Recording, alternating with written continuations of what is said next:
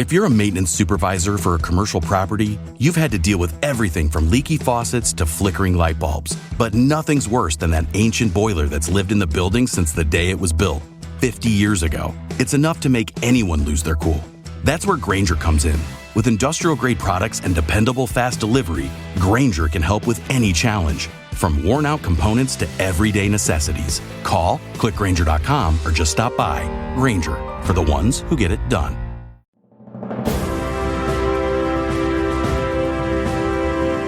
Hold your ears, folks.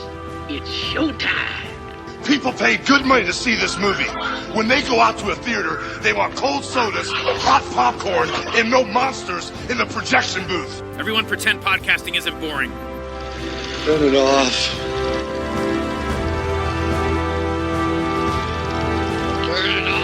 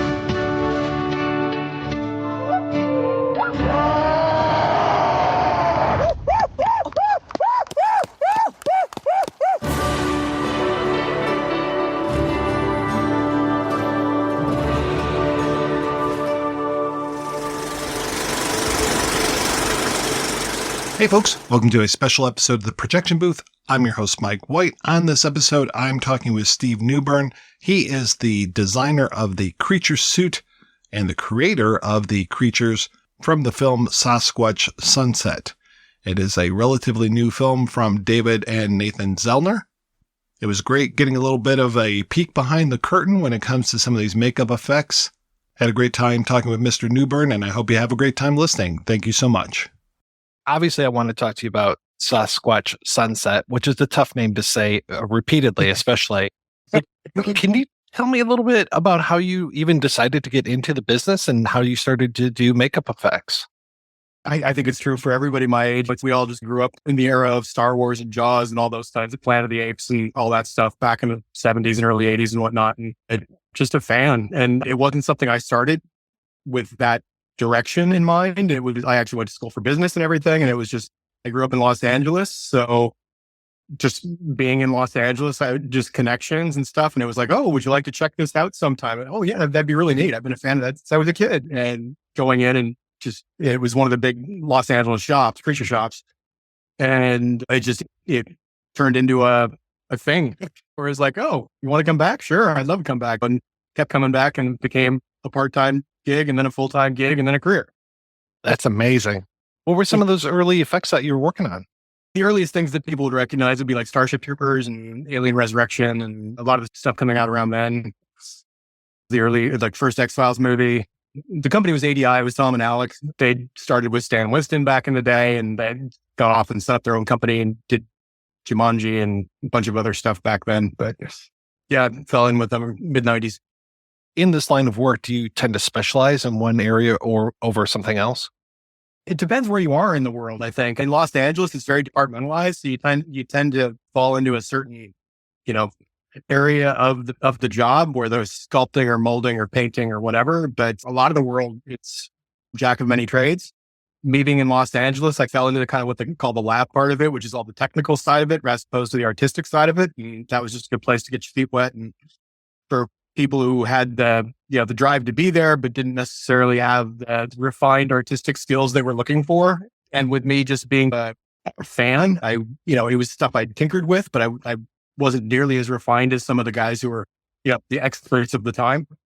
So as far as artistically speaking, so I fell into the technical side of it and just grew from there. And eventually my wife's Canadian. So we'd moved up to Canada at one point when we had kids, and Canada's more of a, you do everything kind of situation. And some of the smaller shops in LA were the same. So I diversified at that point. And this was maybe 5 years in, I would say, and just got my hands wet and feet wet doing everything. Yeah. It just, grows from there.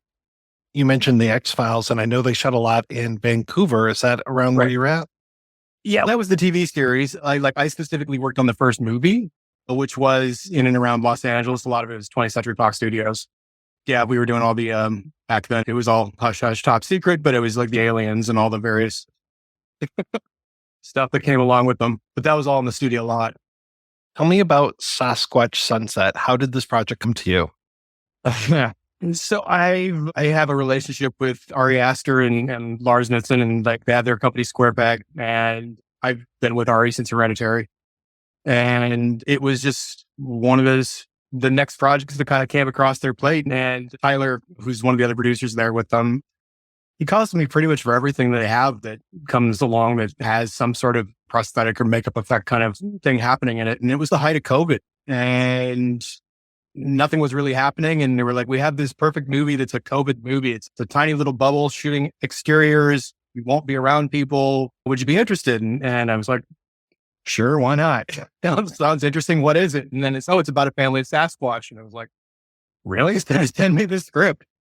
But just growing up, I'd been a huge fan of Harry and the Hendersons, which Rick Baker's Harry suit, I still think is like that's the pinnacle for a Sasquatch kind of thing. You're nodding.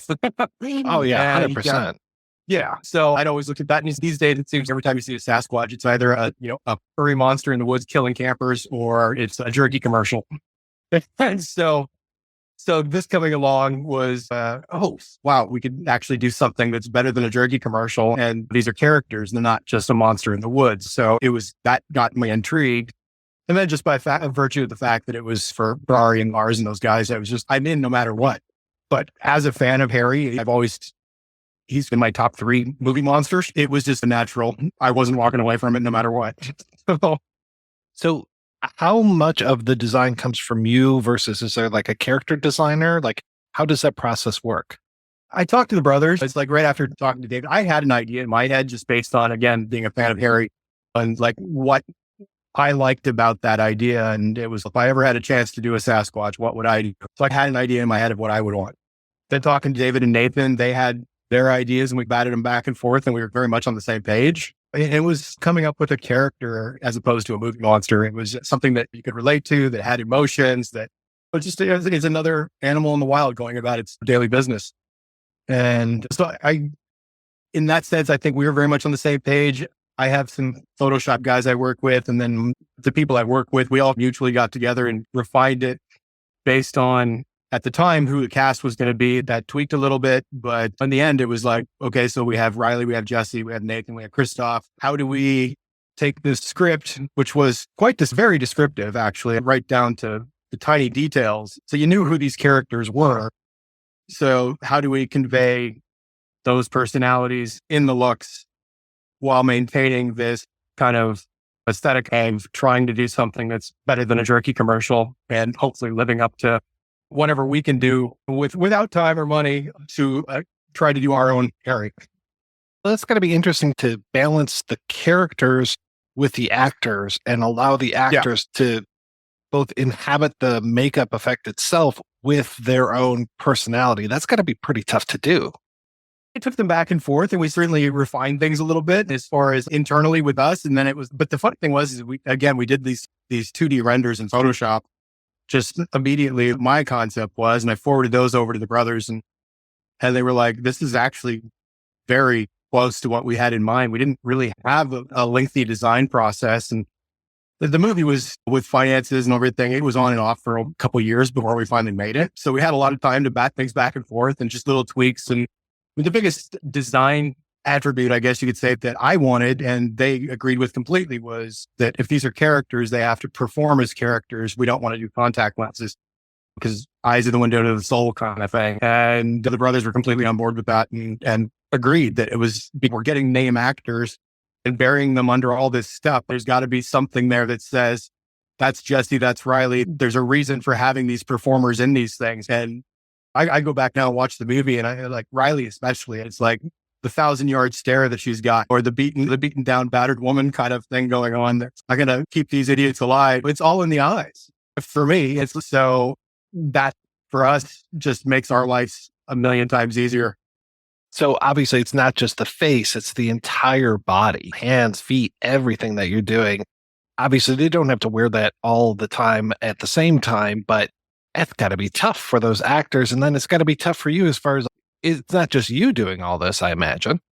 No, it was myself and 3 others with me on set. So we each had our own character that we dealt with primarily, juggled them once they were put together, but in the morning we each put our own character together.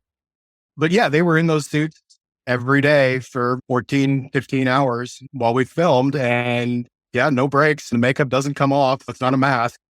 It's glued down. The best we could do was unzip the suit occasionally and fold it down like you would a wetsuit. Christoph had done this kind of stuff before, so he was completely knowing what he was getting into. Nathan was like, as he put it, it's my movie. If I can't handle this, how can I expect somebody else to? Jesse looked at it as a challenge of being an actor. Riley was, I think, much in the same vein. She looked at it as part of the challenge. It was an experience. I asked her at one point, what made you do this? Because this is so different from anything you've done before and you've never been in prosthetics before or anything. And she just said, that's why I've never done anything like this. I just want the experience. I don't think she knew what she was in for. And it's rough the first couple of weeks when you're not used to this sort of thing. I know Jesse and Riley certainly had their bonding moments over this, I'm sure. You get to that point where it just becomes part of the routine. You learn to live with it and you do the acting part. So for them, that's a conversation to have with them. And I know I've certainly had those conversations with them and I know they didn't love it. They rose to the challenge. Well, if memory serves, you've put yourself in prosthetics many times before as well.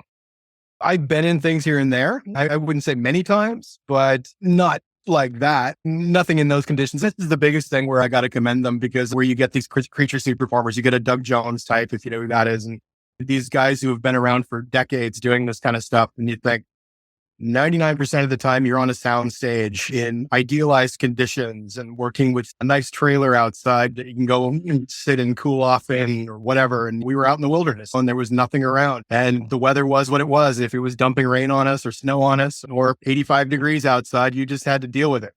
They got thrown in the deep end in a worst case scenario. Not only are you designing these and putting these on and everything, but then that they have to worry about the weather. Because like you're saying, like normally, yeah, you're safe in environment, and then here you are now out in the wild. It had to have made it even tougher to do. Yeah. I mean, zero luxury at all. So, I mean, for them, I admire what they did. I don't know if I would beat my own way through it if I had to, if I was ever in their shoes, but most people, and certainly most legitimate actors, can't even begin to understand. You hear horror stories over the years about people on certain high profile movies and I couldn't deal with it. I needed to hire a guy who's a Navy SEAL to train me for torture or whatever. And you're on a sound stage with an air conditioned trailer out there and you get to sit back and drink your latte and this kind of stuff. And they didn't get any of that. It was like, no, you get to sit in a lawn chair on the side of the road and cook or freeze or whichever. I talk about them endlessly because I admire what they did. But from our standpoint, we've got exactly the same thing. We're thrown into the deep end again, no time, no money. Don't have 10 copies of each suit. We had plus a backup. And so it's if they got thrown, like Jesse, thrown in a river and it's like that river there, it was like 41 degrees or something like that Fahrenheit. And so he's out there and having to come out and we're trying to just figure out how to be suits out so he can actually wear it the next day. So not freeze to death. And up in the snow, I think they welcomed the colder days because these suits are so hot. And foam suits are hot to begin with. And then you throw a layer of hair over that and nothing but admiration. Now, if they're in snow, are they still Sasquatch or do they become Yeti? They're not white. I don't know. Yeah. The movie was always intended to go across 4 seasons. And when we finally, it was on and off, like I said, finances and all that kind of stuff. And when we finally got it, we thought it would be too early in the season to actually have any snow. And we were about halfway through the shoot and they were like, it's dumped snow in the mountains. We're going to the mountains tomorrow. And it was like 16 inches of snow. It suddenly came down one night and it was up in a blizzard and which started warming up and then turned into freezing rain. And just, yeah, it was miserable for everybody. Again, them, I nothing but kudos. Do you have like Sasquatch experts coming up to you and saying, oh, the nose wasn't broad enough, the forehead wasn't high enough? Funny enough, our locations guy in the movie was like the vice president of some like international Sasquatch believers society. And he would just come over to me daily and just stand next to me and just kind of mumble things like, this isn't what it's like, right? And be like, dude, I think I rained on his parade because it's like the one film, that's famous film. It was, I can't even think what the name of it is right now. Something Patterson, the Patterson one with the Gimlin film. Yeah, the Patterson Gimlin film. And it's a known thing that was a guy named John Chambers that made this thing back at the time. And it's just known in Hollywood circles. This is what happened. And I mentioned it to the guy and I've heard that rumor. And it's completely debunked. And I'll tell you why. If you believe her, good for him. What makes him happy. But yeah, there was no convincing him otherwise. That's but no, amazing. it was fun because it was all real Sasquatch country. This is the land where you supposedly see these things, which we never did. But I'm sure there was a lot of logging truckers driving by that would see them on the side of the road. That I'm sure everyone like, well, wait a second. A lot of sightings in the local paper. Yeah, exactly. So what are you working on these days? What's got your attention right now? I am in Budapest at the moment, finishing up Until Dawn with David Sandberg as the director who did Shazam and Lights Out and those things. We're just literally on our last week of that. We finished some 9 months on Del Toro's Frankenstein recently. Just did another movie, Ari's latest, Eddington, which we shot down in New Mexico just prior to coming out to Budapest. It's been busy.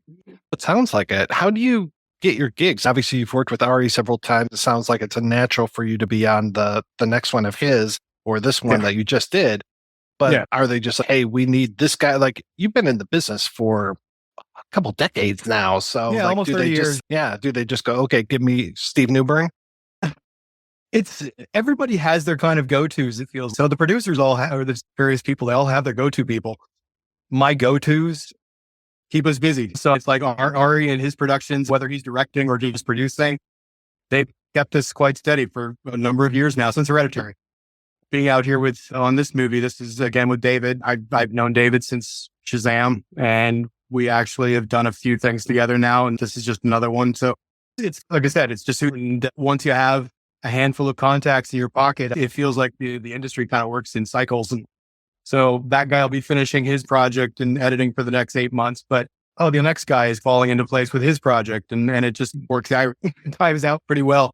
There's usually very little downtime, and more often than not, we've overlapped several projects. I don't want to ask you to spill any trade secrets or anything, but you've got an interesting credit for Frankenstein, which is prosthetic bodies. Right. What did you do for that one? Or can you even say that? Yeah, you can imagine. No, the answer is no. You can't talk about it, obviously. They just wrapped this week down in the UK, I believe. But yeah, we had 9 months of, you can figure it out. It's funny. The story, you can figure it out. When I see those prosthetic bodies, I will definitely be thinking about you. Oh, there's plenty. There will be lots to see.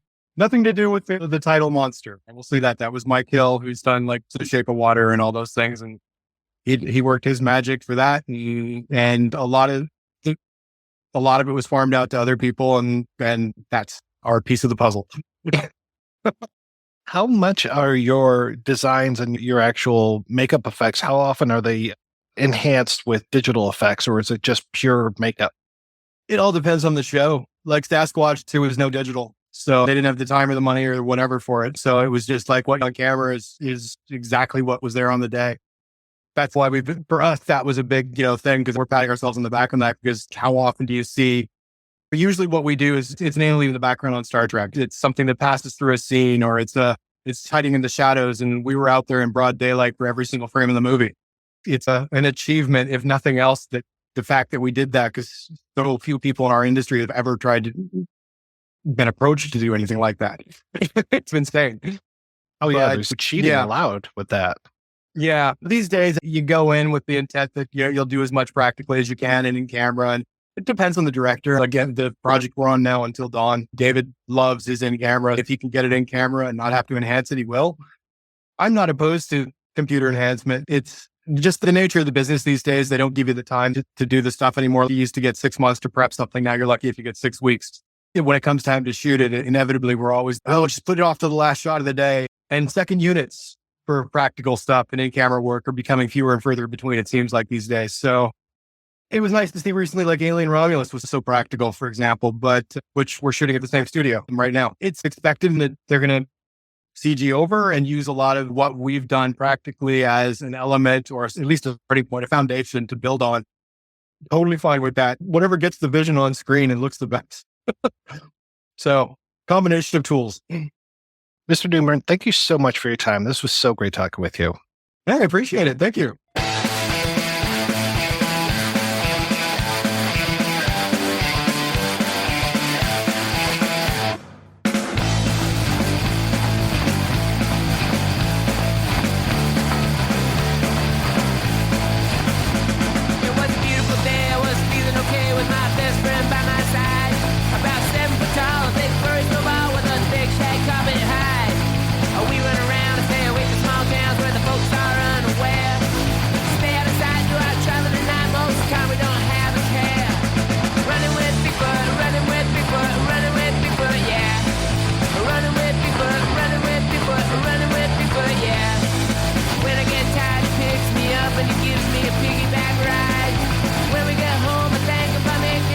Butter sandwich.